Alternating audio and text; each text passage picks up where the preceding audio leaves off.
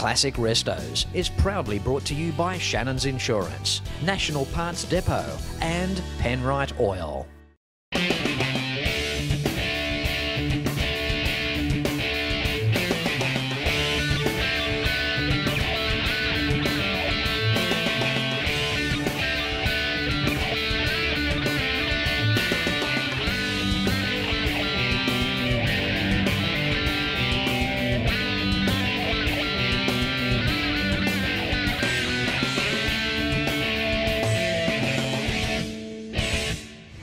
Hello and welcome to another exciting episode of Classic Restos. Of course, not possible without the continued support of Shannon's Insurance, National Parts Depot and Penrite Oil.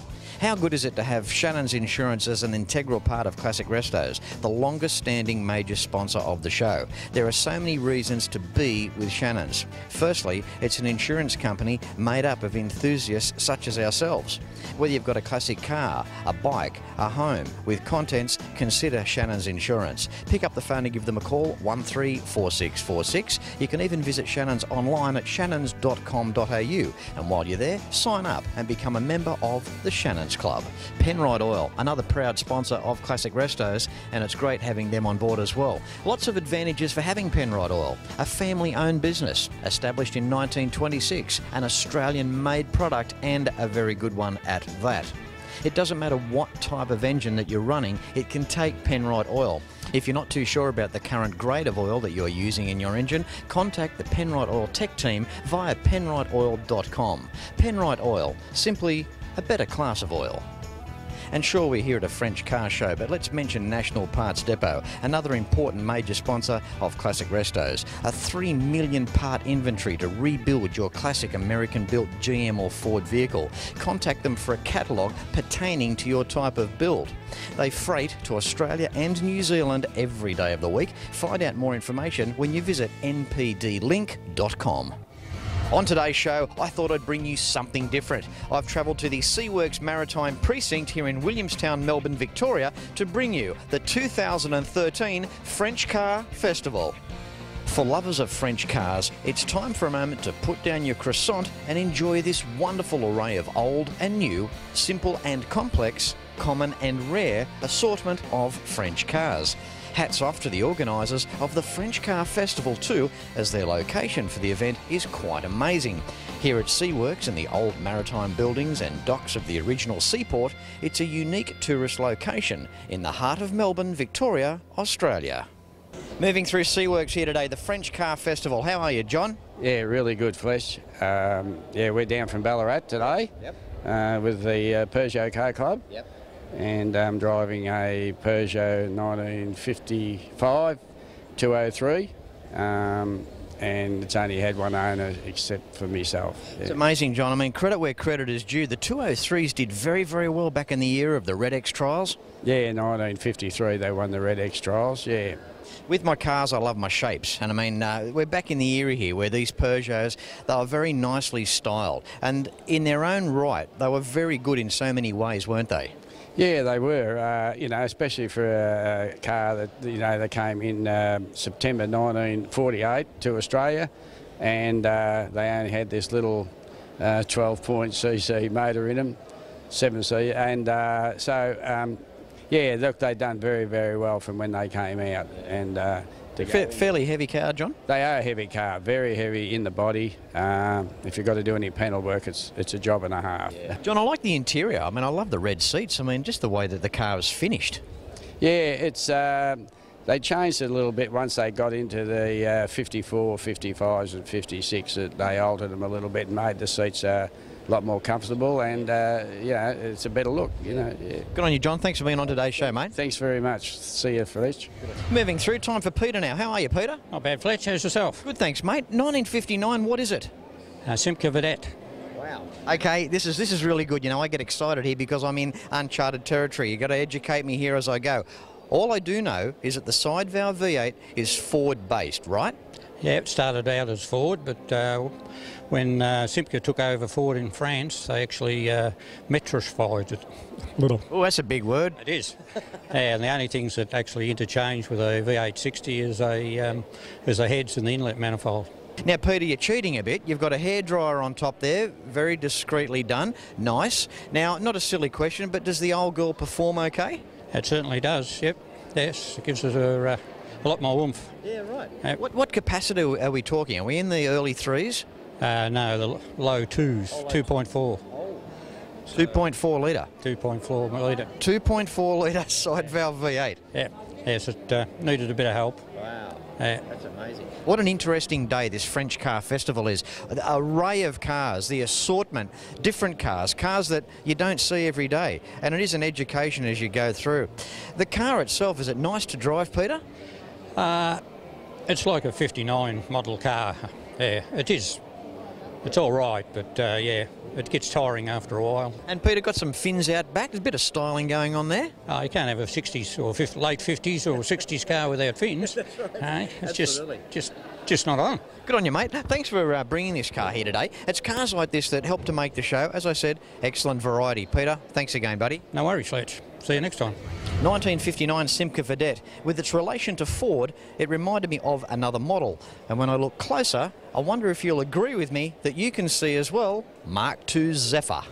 Time for Rob now. He's a cool dude. Got a 63 Caravelle. How you doing, buddy? G'day, Fletch. How are you? I'm great. That's good, mate. Good. What a cool little car this is. It's a pretty cool little car, yeah, 1963, as you said. Renault Caravelle. Yeah, convertible. Actually comes out with a hard top, but you can lift it off and disappear without the roof. So I'm hoping there's no rain today, because there's Absolutely, mate. You want to rely on the chamois to get home. Yeah, yeah, that's it. I think I've got one. Give us the rundown of this 63, like the size of the engine, what it's like to drive. Well, it's got an 1100 engine in it. They came out with a 956 as well. This has got an 1100. It's got four-wheel discs, can you believe it, for 1963, and I would venture to say that 1963 is probably one of the first cars to have four-wheel discs, because people go, no, it wouldn't have that. But we had to wait. We had to wait for XF Falcons, 1986, to get them standard. There you go. Well, 1963, yeah, from France. So yeah, so it's got that, all the rack and pinion, independent suspension, all those sort of modern things. Funny thing though, those advances, the Europeans were big on those little advances back then, weren't they? They were kind of first with a lot of that stuff. Yeah, well, they were. I mean, I never realised until I had this car, you know, and then people would look at it and go, hang on, what's going on here? But yeah, that's the European thing, I guess. They still had tiny little engines, but they had those other advancements in other ways. Yeah, well, actually, the tiny little engine thing leads me into something. This car was actually called a Fluoride, and it was designed by a guy made for Florida.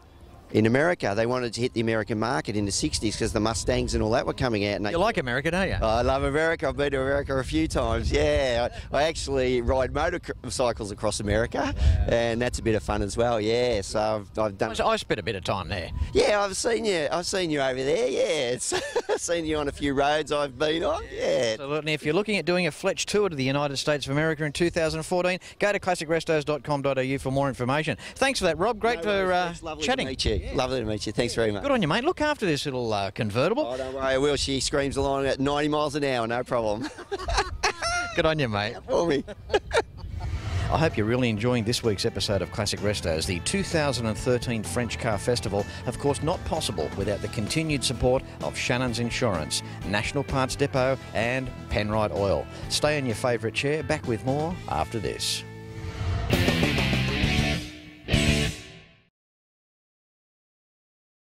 Welcome back. Here we have Lou. How are you, Lou? I'm fine, thank you. Fletch? That's good. How do you say Fletch in French? Fleche. Fleche, perhaps, yeah. So Flechou, what about Flechon? well, Flechon. Flechon. Flechon. Flechon. Yeah. So, Lou, what's this mechanical contraption we got behind us here? Looks half military. Well, it was originally it comes from France. It used to be a garbage truck. It used to be a garbage truck. Now it's a coffee van. It's been transferred to coffee van to be around Melbourne. Yeah, my son's pride and joy. Yeah. Mark Ambrosini. Yeah, so it'll be around Melbourne. Great. Lou, it's very neat. It's got that gunmetal finish. It looks good. It looks really nice. It's he's really proud of it, and it's really good. Yeah, that's great. I've said on many episodes of Classic Restos before, it's vehicles like this that have really copped a pounding during their lifetimes. I mean, they were commercial vehicles. They weren't meant to appear 40 years down the track at a car show. Well, there we are. This is bringing it back to life to a new era. So tell us the build time, Lou. How much work went into this? Was it a basket case when you first got it? No, it was in good condition. We had to do a little bit of restoration on it, but yeah, it's coming really good. So. You find any croissants under the driver's seat? No, nothing under the driver's seat, unfortunately. No. Nothing patisserie orientated? No, it would have been nice, but no, that's right. Yeah, beautiful. Yeah, that's great. Lou, it's a great thing. What year model is it? 1970 model. Wow. Yeah. No. It's amazing too, we look at some of the European styles too, and the Peugeot 404 falls into this category as well. To think 1970 was such an era of cars being very square, yet they still, in some respects, kept that old traditional 50s styling. Yeah, they have, and that's what the prints do that pretty well, so yeah, that's good, pretty well, yeah. Well, good on you, Lou. Thank you very much. Too bad the coffee machine in the back of the truck isn't operational today, mate. You've let me down, Lou. Oh, well, look, unfortunately, that's the way it worked out, but it will be on the road very soon. Good on you, mate. Thank you, Lou. Thank you very much. Nice to meet you. Thank you again. Thanks. You know the funniest thing about it? Lou, the guy I just interviewed, this truck used to be owned by a garbologist. It was never a garbage truck, so he even got his interview wrong. Time for Robin now on today's show. Hello, Robin. Hello, Fletch. How are you? I'm good. Yourself? Great, thank you. That's good. Had to pick on you a 1959 2CV. Now, these are a famous shape. Everyone knows this shape of car. Yes, they do know the shape of car. It's a bit of an iconic car because it came out to replace two horses, the low economy car. So, of course, you know, the farmers and all the French people in the wineries and all those people were so happy to actually grab one of these. They were quite cheap, very low taxes, because in Paris they have taxes. Even the horses were taxed. Now, interesting about the taxes, Robin. Now, the European countries were taxed per the cubic capacities of their engines. That's why they kept them small, right? Correct. And it also made it, as I said, affordable for these people actually upgrading from a horse to a car. Yeah. Now, Robin, give us the rundown. Now, when you got Daisy, right? Yes. Now, she didn't look how she does today. She went through a massive restoration actually on the Isle of Wight. Was pulled out of a barn with a crane, and there's some great footage and photos I've got of that. Yeah. That's just amazing. I mean, it means a lot to you, I can tell. She's everything to you, isn't she? Yeah, I love her. She's great, yeah. Now, Robin, this Citroen is just a famous shape car. Everybody knows it. I mean, it's appeared in movies. It's an iconic shape, isn't it? Absolutely, and it actually was used with the for your eyes only, sorry, in a James Bond movie. Yeah. And it was bright canary yellow. Yeah. And it was, you know, obviously they'd put a different motor in it, and other than that, it was flying. Yeah. Robin, thanks for keeping the dream alive, the French connection, so to speak. Yes, that's right, and, you know, there's a lot of people here today enjoying the day and loving their cars. And also, too, Fletch, thank you so much for covering the all-French car day. It's important to get these little cars noticed, and we think most people quite like them. They're quite cute. Yeah, good on you. My pleasure. Thank you, Robin. Thanks, Fletch. Moving through the 2013 French Car Festival. Time for Sam now. How are you, Sam? I'm very well, thanks, Fletch. That's great. I love your 404. I've got to say, this car would be welcome in my shed every day of the week. There's just something about it. I walked up to it and I didn't know what it was until I saw the 404. At first I thought, hang on, someone's done a custom here. They've taken the front of a 404 off and put it onto something else. But no, 1965 convertible 404. How rare is this, Sam? There's approximately 7 in Australia that I know of, 3 in Victoria. There's actually another one in the show today. Sam, it's not a small car by any means. They used lots of metal. They were a heavy car, gave them a nice ride. But I'm sure you'll agree that just the lines, the sheer lines of this particular car, being a convertible as well, it's one styly number. Yes. The nice part about it, or the design, is actually by Pininfarina, an Italian car designer, which most people would know.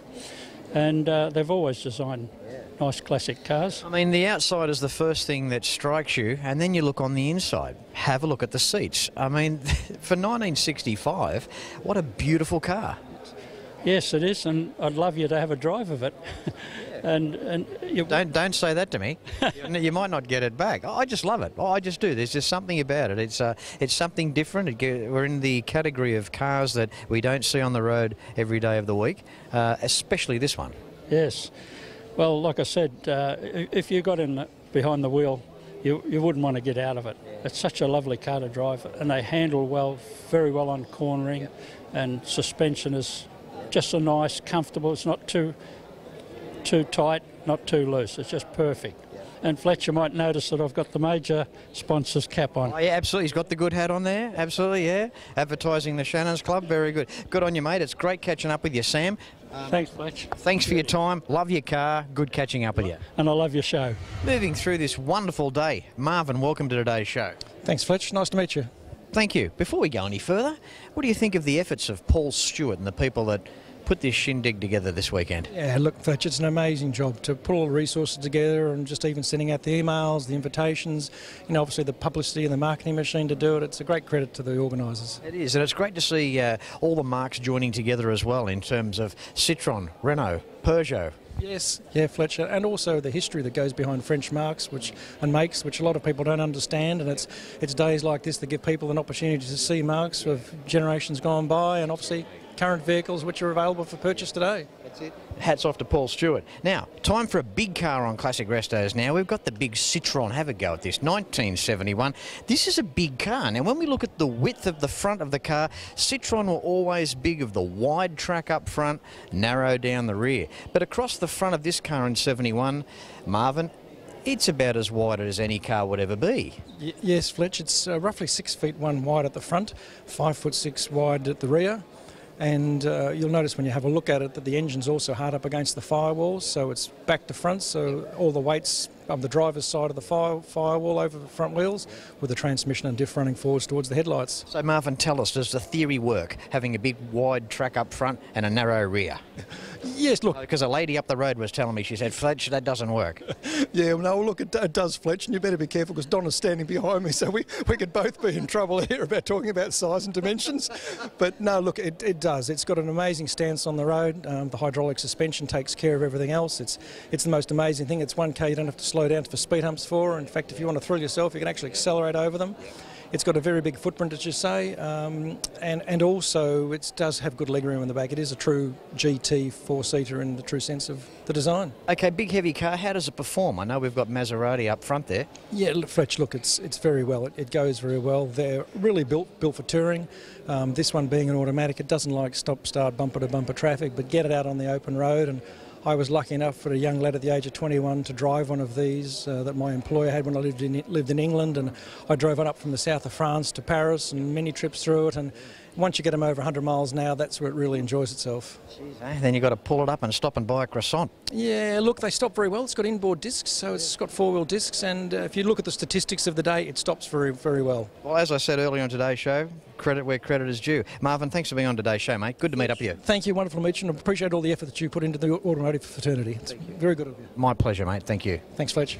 If you're after the DVD boxed sets of Classic Restos, along with other Classic Restos merchandise, they make fantastic Christmas gift ideas. Go to classicrestos.com.au. While you're there, you can find out more about being a part of a Fletch tour to the United States of America in 2014, and of course, how my major sponsors can help you as well. Don't go anywhere. Back with more French classics after this.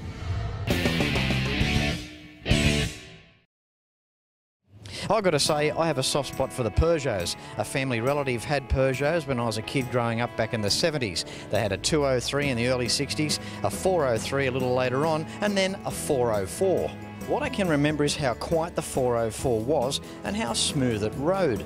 This 404 has been painstakingly restored to manufacturer's specifications, meeting 1970. The 404 was a fairly heavy car with 4-coil suspension, with an interior to match. The seats were well padded, the dashboard too.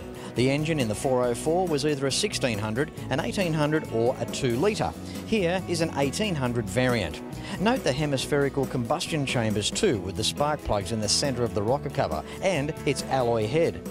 The engine is also set at 45 degrees to achieve a lower hood line. What I love too are these little neat fins out the back here, almost unseen on a car built in 1970. Okay, with me now I have Robert. Robert, you must be very proud of your restored 404. It is beautiful. I certainly am, Fletch. Thank you very much. And it's been long going on for 4.5 years now. Full-fledged restoration from bare shell, and it's the original car as it is manufactured in France back in 1970. Our family car, or my parents' car, I should say. There is a bit of a sentimental note to the whole project. That was the car that I was actually given by my father to learn to drive on. And it's probably a little bit embarrassing to say that I was only at the age of 7 when I actually first sat behind the wheel of this particular vehicle.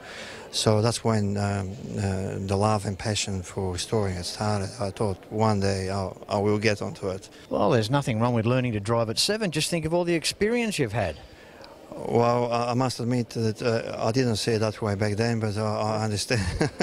Despite the fact you shouldn't have been on the road, but anyway, at least... No, that was all done under supervised conditions. It was all done.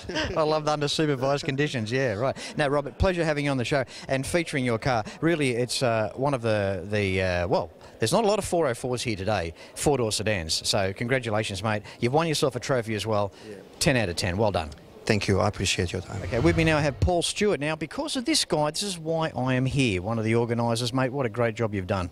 Yeah, we've had a good day, Fletch. Ken Marriott, myself and a few others, Peter Rasmussen and a few others have put together a pretty good show, we reckon.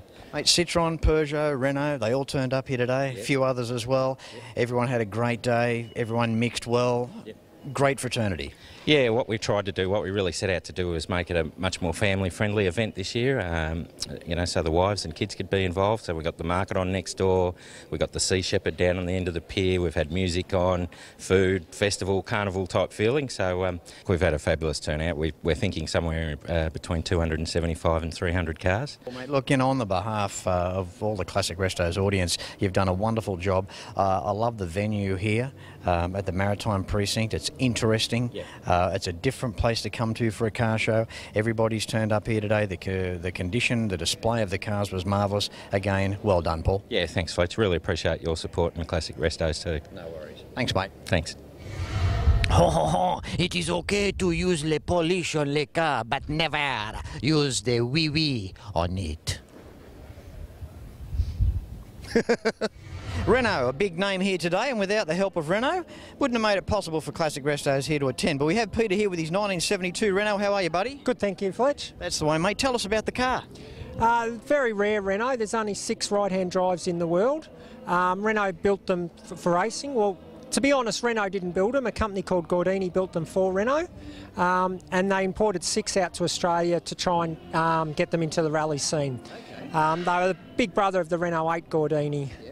So very rare car. In their class, Renault did well in their day with the rally work, didn't they? They did very well with the rear-wheel drives. The front-wheel drives weren't quite as successful. I think people just didn't know how to drive them in the day. Sure. So I mean, they're successful even today, but I mean, they've lasted a long tradition on the dirt. Yeah, Renault have always been big into motorsport, so as F1 will attest to that. So, yeah. So how long have you had the car, Peter? I've had it about 25 years. Have you really? Yeah. What sort of stuff have you done during that time with the car? Fully restored it from ground up, full metal restoration. So talk about Classic Restos, doesn't get much better than that. Yeah. Good on you, Peter. Well, thanks for turning up today, mate. I've got a tremendous respect for everybody that turns up to every car show. I mean, it's obvious you don't do that, we don't have shows. Yeah. So you've really helped to make the day, mate. You've done a great job on the car. To have it for 25 years and still look as good as this today after your restoration work, it's a testament, mate. So congratulations, Peter. Thanks, Fletch, and thanks for coming. That's all right, my pleasure. Thanks, no mate. Worries. See ya.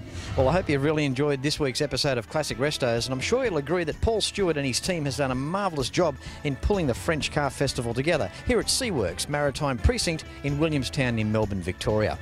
Now, classicrestos.com.au is the website that you need for the DVD boxed sets of the show, along with other Classic Restos merchandise. To find out more information about travelling a USA Fletch tour in 2014, and of course to contact my major sponsors, they're waiting to hear from you and to help you as well. As I say at the end of every episode, until next week, no matter where you're watching the show from, please ride and drive safe. I'm Fletch, and I thank you very much for watching. Don't forget to like Classic Restos on Facebook. Facebook.com/Classic Restos TV. And episodes can be seen at Shannons.com.au.